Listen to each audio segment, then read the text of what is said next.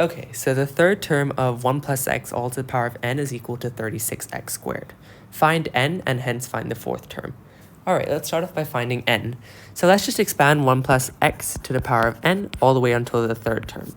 So that gives us n choose 0 times 1 to the power of n times x to the power of 0 plus n choose 1 times 1 to the power of n minus 1 times x to the power of 1 plus n choose 2 times 1 to the power of n minus 2 times x squared. So the first thing we need to notice is that 1 to the power of anything is just 1. So let's get rid of all the 1 containing terms here. Now, this over here is what we're actually working with. And the term that we're interested in is this one here, the third term. So let's equate that to 36x squared, since that's what the third term is. So n choose 2 times x squared is equal to 36x squared. If we divide both sides by x squared, we get n choose 2 is equal to 36. Now, you might be wondering, how do we expand n choose 2? Well, we do have a formula for anything that's in the form n choose r. So if we have n choose r, it's equal to n factorial over r factorial times n minus r factorial. And given that r in this case is given as 2, we have, let me just erase this and expand this. This becomes n factorial over 2 factorial times n minus 2 factorial. And we know that 2 factorial is just 2, so let's just multiply each side by 2. Doing so, we get n factorial over n minus 2 factorial equals 72. Now you might be wondering, how do we expand n factorial over n minus 2 factorial?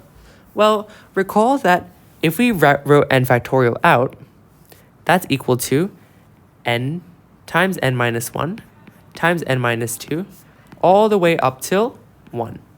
With n minus 2 factorial, that's equal to n minus 2 times everything all the way up to 1.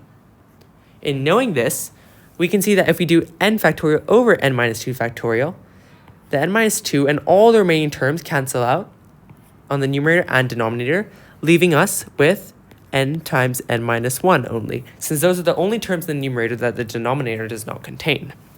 So expanding this further, we get n times n minus 1 is equal to 72. If we expand the brackets, we get n squared minus n equals 72. Let's make this a regular quadratic by making it n squared minus n minus 72, which is equal to 0. And then we factor to get n minus 9 times n plus 8, which is equal to 0. So we take the positive value, so n is 9. So the value of n is 9, and that's what gives 36x squared as the third term when you expand 1 plus x to the power of 9. So now we have to find the fourth term. Well, if we were to continue this part over here, the fourth term would be equal to, let me write down here, n choose 3 times, 1 to the power of n minus 3, but that we're not going to include that, times x cubed. And knowing that n is 9, we get 9 choose 3 x cubed, which is equal to, and then if we can put it into our calculator, and 9 choose 3 is equal to 84. So that means the third term is 84x. The fourth term is 84x cubed.